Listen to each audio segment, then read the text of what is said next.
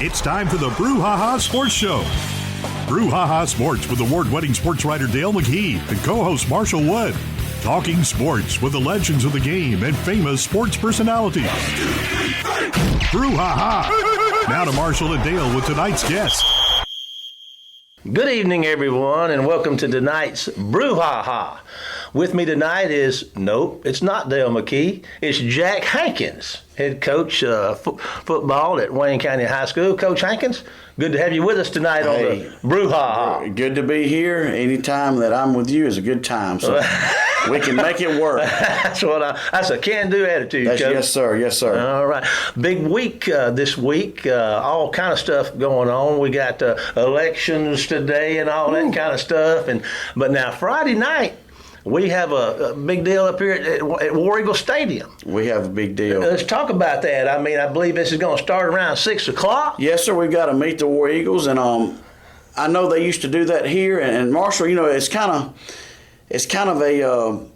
I think it's a fun thing. It's really. I would say my wife helped me come up with this idea, and it's probably more her than me when we were at my previous school. And she was like, "Well, the moms never get to see the players with their jersey on without their helmet. So they'll have a chance to come up, moms, grandmoms, whoever, at 6 o'clock till about 6:15. We just call that picture time and mingle on the field. And they can take a picture with their child on the field with their jersey on. And after that, we're going to start the Meet the War Eagles, where we introduce the football team, the coaches, and our freshman football team, and the cheerleaders, and they're going to dance, and the band's got a thing they're going to do. They're going to play their song. Dance team's going to dance. Volleyball team's going to be recognized. So really anybody that starts this season off in the fall, we're going to meet all those War Eagles. And, it's really good and really, really great to recognize all of our student athletes here. So anyway, it's going to be a good time. It's going to be a fun time. And, we at 7 o'clock are going to go ahead and scrimmage. So we being the varsity team, and it's going to be a little bit of a controlled scrimmage. And let me tell you, by our rules from our state, we can't be full pads yet to next Monday. So let me tell you, it's been fiscal these first few days and first few weeks. So, we can have what we call shells on. That's shoulder pads, that's our helmets, of course, and our girdles, which has our thigh pads. The only thing we won't have on is knee pads. So, and our guys have been good about this. We're going to be we'll be full speed. We'll be getting after. What you'll see is we'll try, and I say try, we'll try not to take anybody to the ground tackling, but that doesn't always happen. It happens. And we instruct our linemen, we don't cut without any knee pads on. So it's going to be a pretty much full scrimmage, and it's going to be physical. Let me tell you, we've done this in helmets and just cloth, and it was physical. So I know it'll be physical just in what we call shells. So the only thing we're missing is knee pads. So that's by our state rules. So they've changed some rules this year for safety concerns, and one of them is you can't start like the full pad uniform to your third week. So you got to get in 2 weeks. It's a heat acclimatization thing. But anyway, look, we're going to be glad to be out there practicing. No matter what happens, we're glad to be practicing. And we have a long way to go to get better, but that's why you practice to get better. Man, this is going to be exciting. We're looking forward to that. I mean, everybody's welcome to come out. Now, there's some other things going on too. Now, is there not? Is there an auction? Okay. After the scrimmage, there will be a live auction in our film room, our team meeting room, which I encourage people to come out and look at that. It's a great facility. We spend a lot of hard time working, and man, everybody's pitched in with us to help us save money on that. It hadn't been a burden, and it's been just a little bit of a vision and a lot of people working. And so you got your live auction that's going to be going on that Mr. Paul Keene has really come up with, and he's got season tickets, to different college football teams. He's got little vacation packages and trips planned. He's got a lot of things lined up, and I'm not sure how he got everything. I don't ask. But we're not going to ask you no questions. But Paul's got a lot of good. I told him I wanted to bid on some of those things. I got to find out if I can win them bids. But, that might be. He's got a lot of good. I guess I would say gifts / things to auction on. And I tell you something else for all the parents and past players. We've got a bunch of, I say old, they're in good shape, Nike jerseys that we're selling. Now, we can't guarantee anybody any number, but we've got we've got to clean out. We're getting overran with jerseys and things that maybe you give your senior some and don't fill in. So Marshall, we've got a lot of old jerseys we're going to sell, especially some good Nike jerseys we're going to sell. They're going to be $20, and they can come out. If they come out early, they can pick the number. But I've had 4 or 5 people already ask me about them, so I know they'll go kind of fast. But that's a good-looking jersey people can wear to the games. You go to NFL games, that's all people have on. So yeah. What colors? We got navy and white. We got both. White? Yes, sir. Okay. We got both colors, and like I said, we can't guarantee anybody what we're going to sell is what we have. And if they come early and find some and get some, then they'll be able to do that. When will they be for sale? We're going to try to have them for sale at 6 o'clock too, when everybody's kind of there or sees them. And I may, if I can get my helpers, wink, wink. If I can get my helpers out there a little early, we may try to sell them a little earlier than that.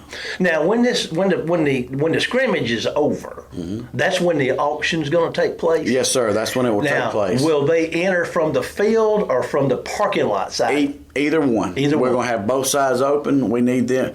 Hey, we need bodies in there. We need people in there, so they will enter through either side. Okay. Season, new district. Big non-district schedule starting off. Yeah, huge non-district schedule starting off. You never, Marshall, you never can get enough.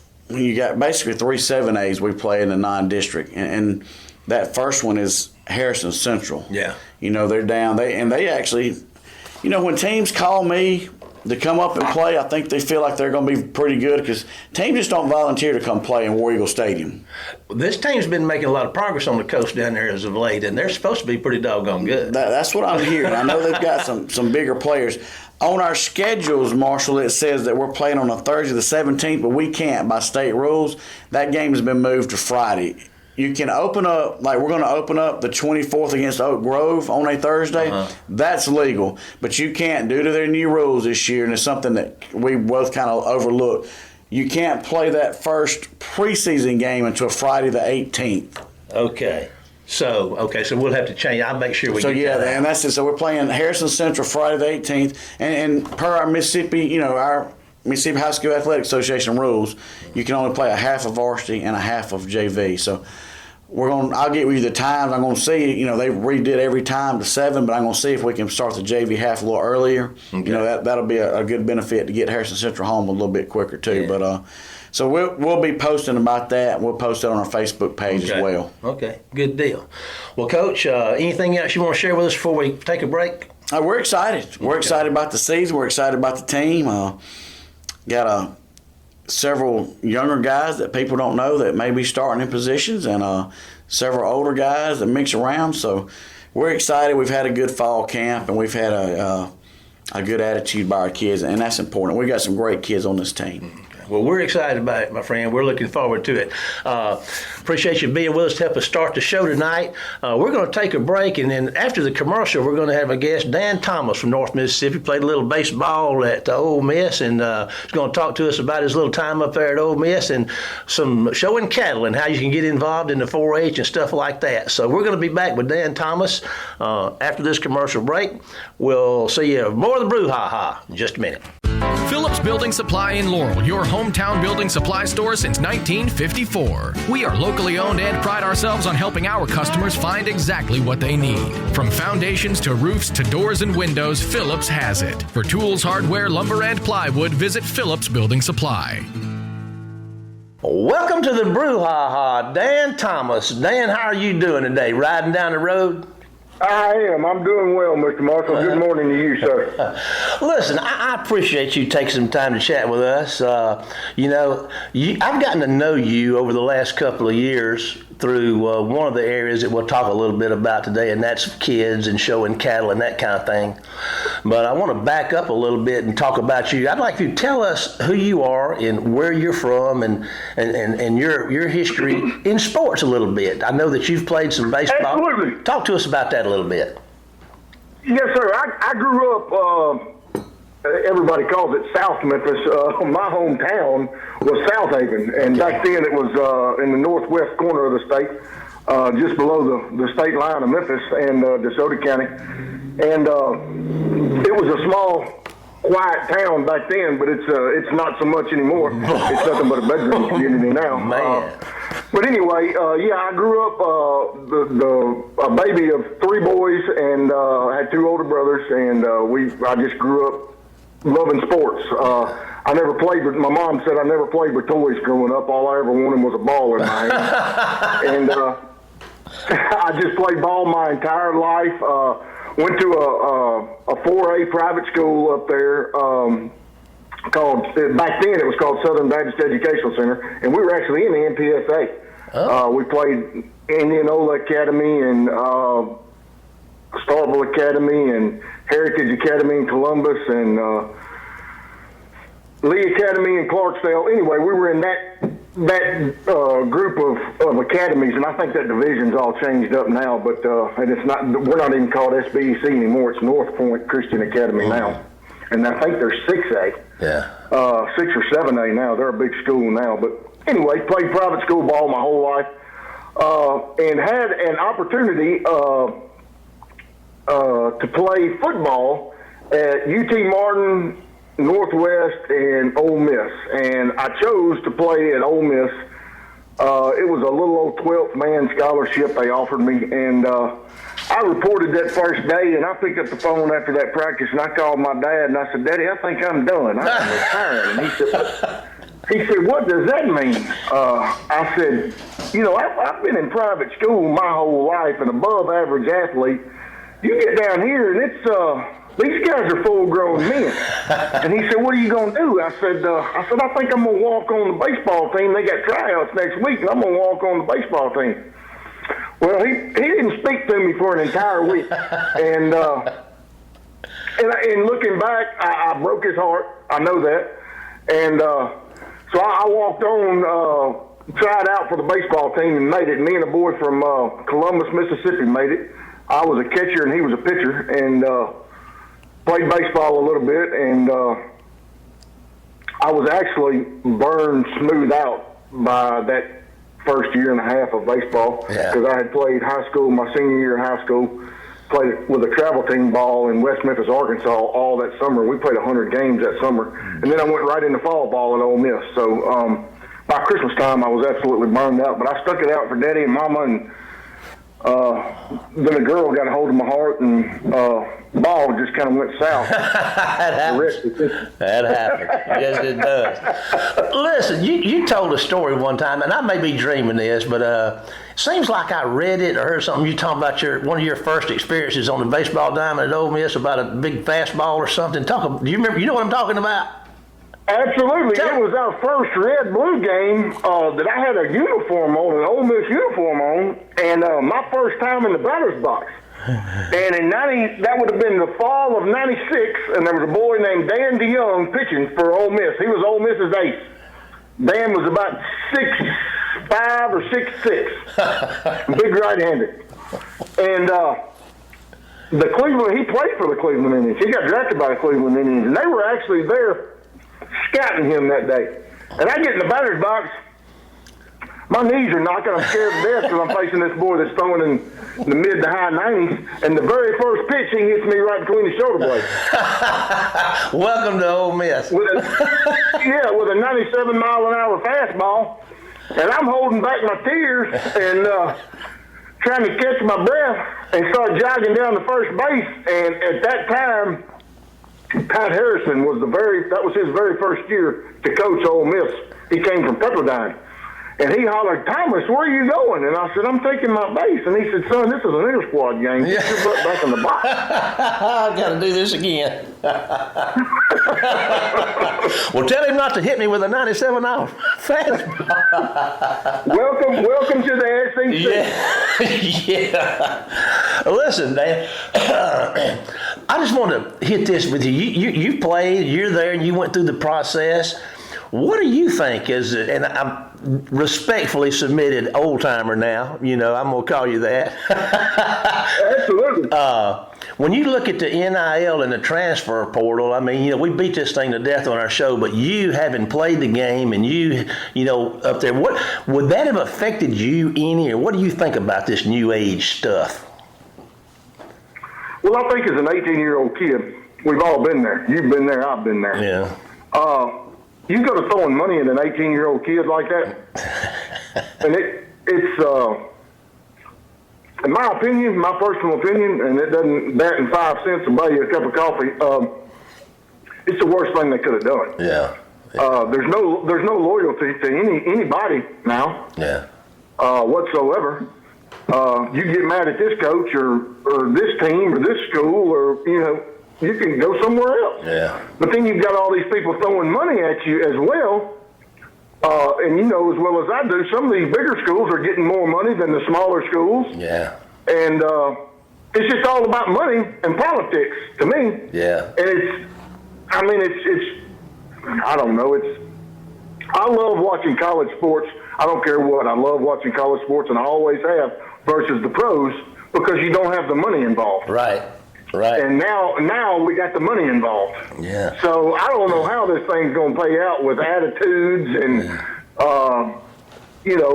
it's just, I'm not a fan. I'll tell you, if you can tell by. Yeah, I think I get that. I think I get that. I'm not a fan at all.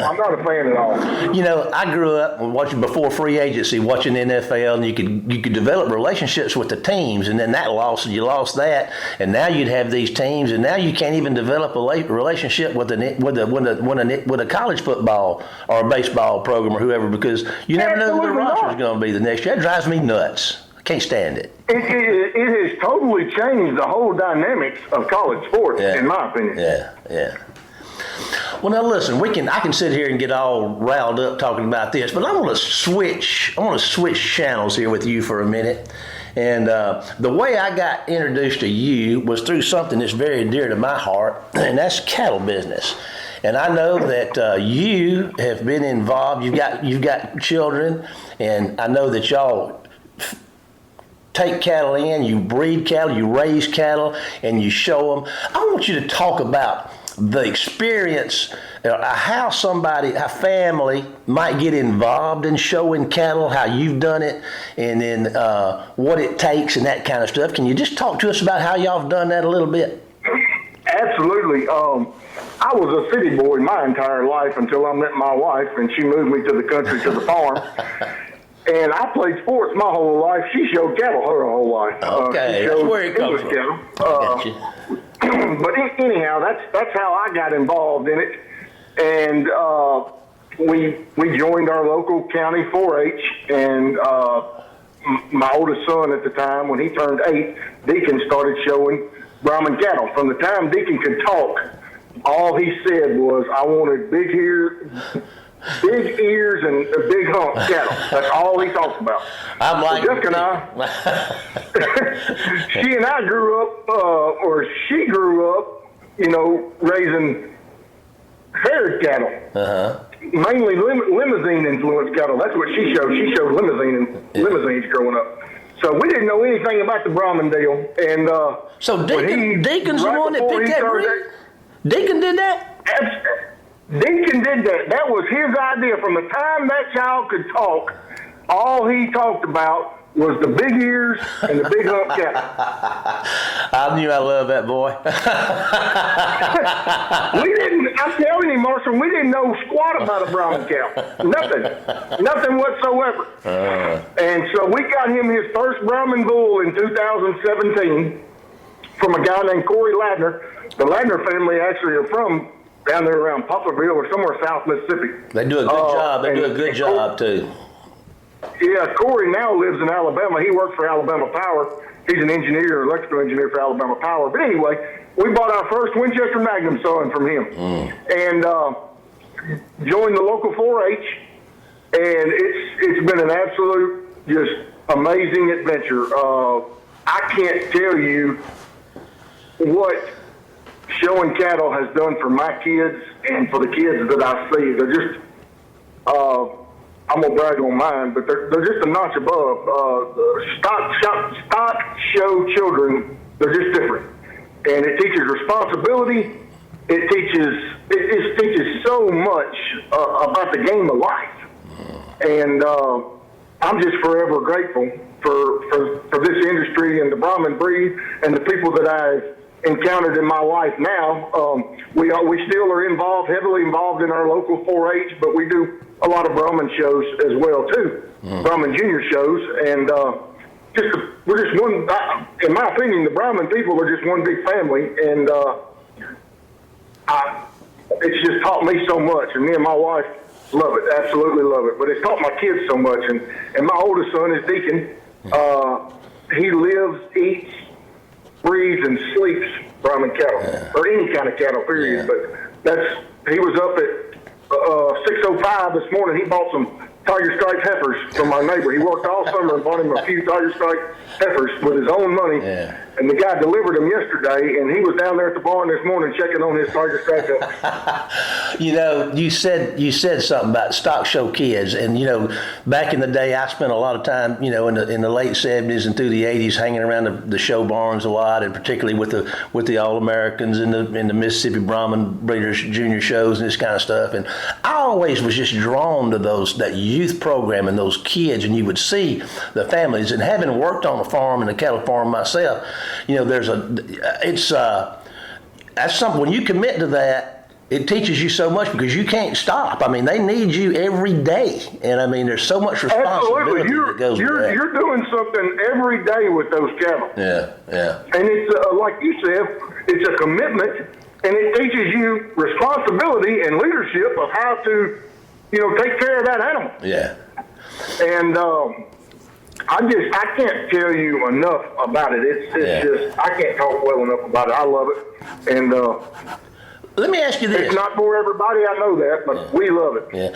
If someone say I'm a guy and I show up and I say I want my kid is interested in showing cattle, what would I need to do? What would you think the first thing I would do? My advice would be to go down to your local county extension office and find out who your county extension agent is, your 4-H extension agent, and they can direct you into, what you need to do. That's how we did it. Yeah. But of course, my wife she grew up in the county through the 4-H and all that, so I knew how to do it. But right. That's what we did. We went down and we signed Deacon up to be involved in our local county 4-H. Okay. And in Mississippi, our two big shows are the Mississippi State Fair and Dixie National. Right. And we got the State Fair coming up in October, and I absolutely love that show. I like Dixie better because there's not the people that you got at the state. You don't have the fair crowd, but right. I like them both. It's just extremely hot at the State Fair.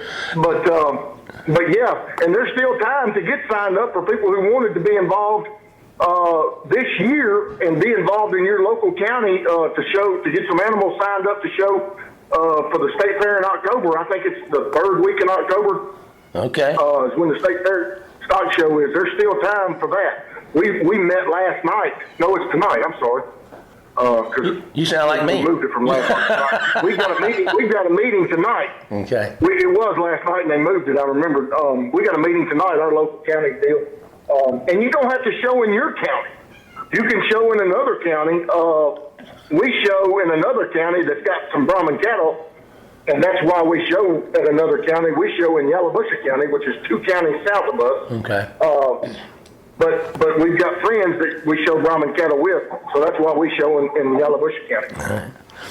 Well, Dan, listen. I can't thank you enough. We're about out of time for our segment here, and I can't thank you enough for taking time out of your day, to talk to us a little bit about something that we love here, baseball and cows. So that's 2 good things as far as I'm concerned. Absolutely, and I'm honored that you asked me, and thank you so much, Marshall. I enjoyed visiting with you this morning. Well, I'm going to look forward to seeing you again real soon. I got a trip up there. I got to see some of your cattle firsthand, and I'm looking forward to the visit. Thank you so much. Thank you, brother. Always welcome. Take care of yourself, Marshall. Yes, sir. Have a good day. Bye-bye. All right. You too as well. Bye-bye. Yes, sir. We're going to take a break to hear from some of our sponsors and be back for more of the Brouhaha right after this commercial. Phillips Building Supply in Laurel, your hometown building supply store since 1954. We are locally owned and pride ourselves on helping our customers find exactly what they need. From foundations to roofs to doors and windows, Phillips has it. For tools, hardware, lumber, and plywood, visit Phillips Building Supply. Welcome back, everyone. Interesting show tonight. We certainly glad we had Jack Hankins with us, Coach Hankins, to talk about what's going on Friday night at War Eagle Stadium. We're excited about that. And then Dan Thomas, we appreciate Dan. I've gotten to know this man and really enjoyed talking to him today and him taking time out of his schedule to be with us. I want to give you a little update on my partner in crime, Dale McKee. Dale's been a little under the weather for the last week or so.